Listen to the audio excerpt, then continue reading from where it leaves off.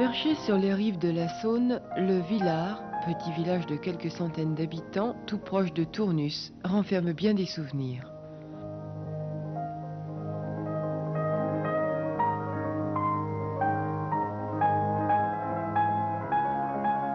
Nombreux furent les hommes célèbres de notre siècle, écrivains, artistes ou inventeurs, qui, séduits par ce cadre, y sont restés attachés et parfois ont voulu y reposer pour toujours.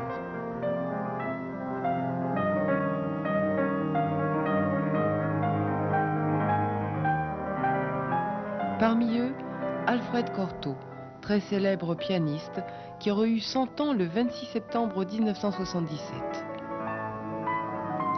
Nous avons retrouvé dans ce petit village de Bourgogne Madame Marthe Botton, qui fut voisine de la famille Cortot et qui a gardé le souvenir du grand interprète.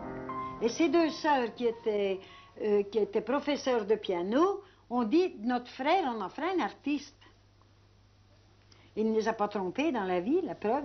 Ce sont elles qui l'ont poussé. C'est elles qui l'ont, pour ainsi dire, qui l'ont élevé, qui l'ont poussé, qui l'ont... Et Alfred, qui avait 4 ans dans le moment, mon père, qui était de son âge, qui avait aussi 4 ans, Pierre Fraquet, il jouait aux billes sur la place. Et puis, il jouait aux billes un petit moment, puis les deux sœurs s'impatientaient, alors...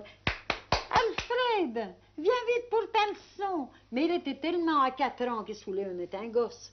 Alors il était tellement imbu de ces jeux de billes que, ma foi, ça tirait pour aller à la leçon de piano. Elles étaient parfois obligées de l'attacher après le tabouret de piano et à ce moment-là déjà, elles lui apprenaient des morceaux à 4 mains. À 4 ans.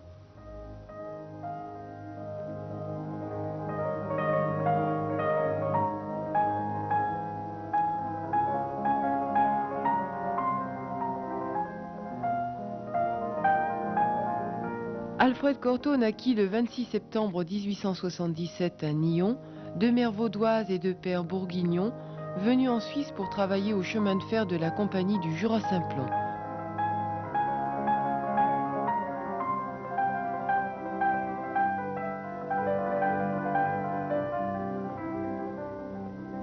Les deux sœurs d'Alfred Cortot, Léa et Annette, lui donneront la vocation de la musique.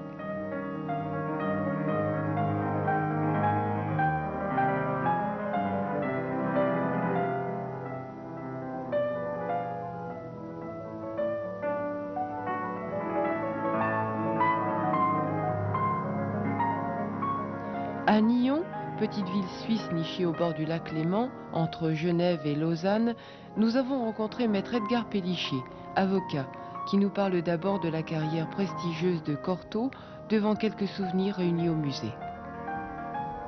Moi, j'ai connu Alfred Cortot avant la guerre, lorsque j'ai organisé ici un concert pour lui. Je ne me souviens plus comment j'avais entendu parler de Cortot, qui avait une grande réputation. Et tout étudiant, j'ai organisé ce concert ici au profit d'œuvres de charité. Et puis on a connu l'homme qui était extrêmement intéressant.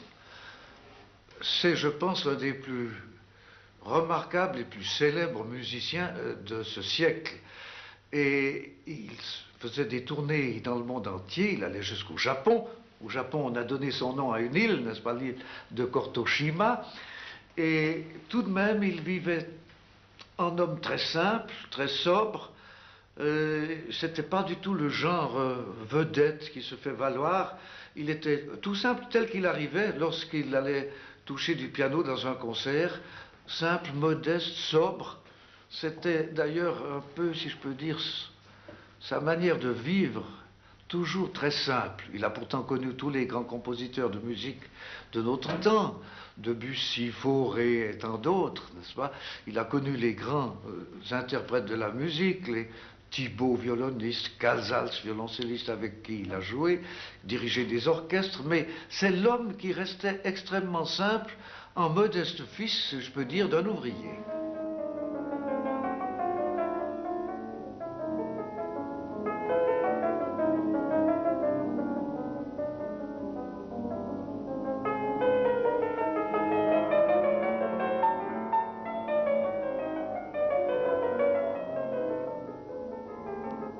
La carrière d'Alfred Cortot est une carrière assez prodigieuse. Il avait donc appris le piano avec ses sœurs, et puis arrivé à Paris, on l'a inscrit au conservatoire de musique. À 19 ans, Cortot sort du conservatoire avec un premier prix éblouissant parce qu'il l'a obtenu à l'unanimité.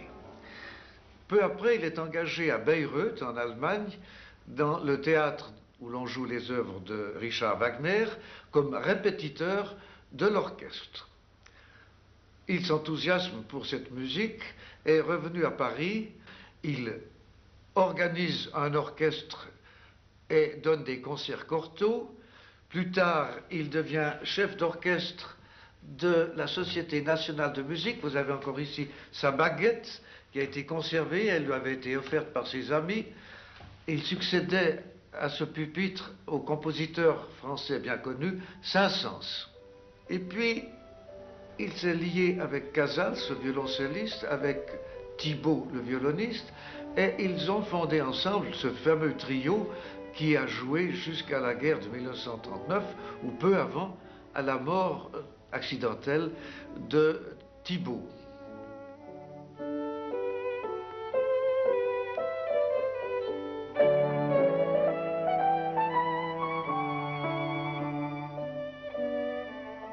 Cortot, qui a enseigné au Conservatoire de musique de Paris, n'était pas très satisfait, j'ignore pour quelle raison, de l'enseignement qui s'y donnait et qu'il trouvait un petit peu poussiéreux.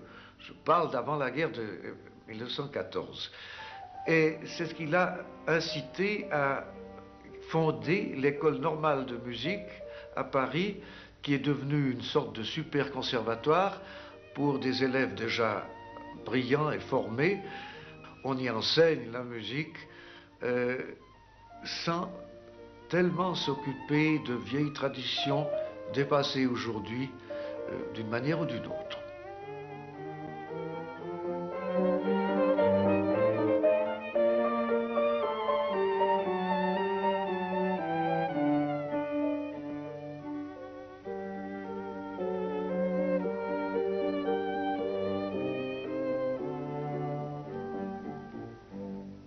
Au piano, c'est entendu, il a fait modifier la manière de toucher le clavier.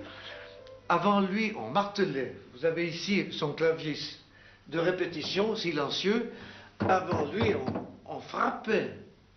On martelait. Il n'est que d'entendre les premiers enregistrements de piano. Et Cortot, lui, a voulu, il a assoupli d'abord. On ne frappe plus avec l'avant-bras ou le bras sur le piano, mais c'est une touche beaucoup plus souple et la main va en pénétrant dans les notes de manière précisément à pouvoir faire donner à l'instrument toute la finesse voulue, toute la sensibilité nécessaire.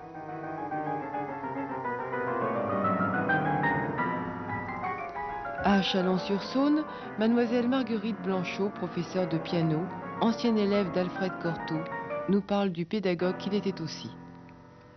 Alors cet élève, quand elle tapait, il sautait sur sa chaise. Oh, quand on donne un accord dur, oh, alors il sautait sur ça. Mais taisez-vous. Enfin, mais c'est pas comme ça. Parce qu'il disait que d'abord, on jouait, le piano résonnait beaucoup plus mal si on jouait dur. Si on joue, voyez-vous, alors les cordes sont détendues et résonnent. Si on joue dur, il y a quelque chose qui sorcelle dans les étouffoirs et qui empêche la sonorité de sortir. Cortot est resté toujours dans l'authenticité la plus absolue. Et il s'est entouré d'informations de toutes sortes. Par exemple, pour Chopin, il a recherché toute la correspondance du compositeur pour mieux comprendre le sens qu'il fallait donner à ses œuvres. Et c'est ainsi que, pour tous ceux qu'il a interprétés, il les a en quelque sorte révélés au public de notre temps.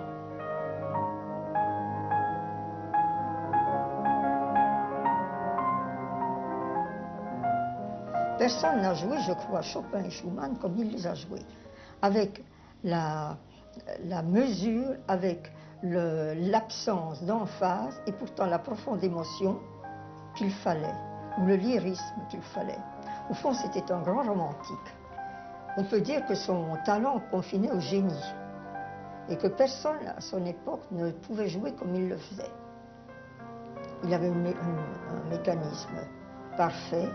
Mais en plus de cela, il nous disait Ne jouez pas 1000 notes à la minute, jouez seulement 990, mais quelque chose avec, c'est-à-dire l'interprétation.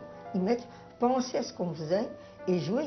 Il fuyait les mouvements exagérés. Il disait qu'il ne fallait pas jouer trop vite, que si on jouait trop vite, c'était au détriment de l'interprétation, qu'on ne pouvait pas faire entendre ni revivre l'œuvre. Il fallait revivre l'œuvre.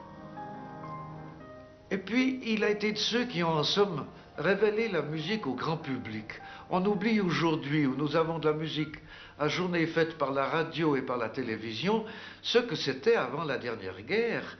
La musique était réservée aux clients des orchestres, à ceux qui allaient dans les salles de concert, mais à un petit public en quelque sorte.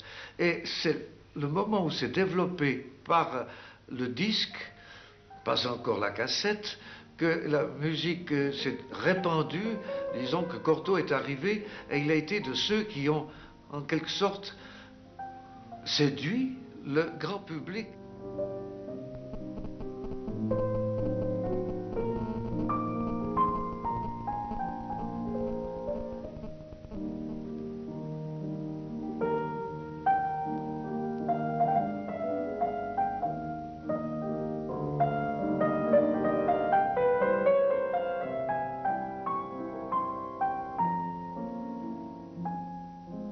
Il m'a raconté une fois, par exemple, petite anecdote, il donnait un concert dans une ville de province, en France.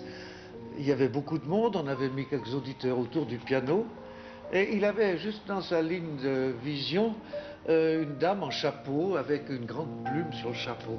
Et il m'a dit, ça devait être une maîtresse de piano parce qu'elle battait la mesure et à un moment donné, je me suis mis à jouer selon son tempo. Voilà l'homme que ça pouvait être.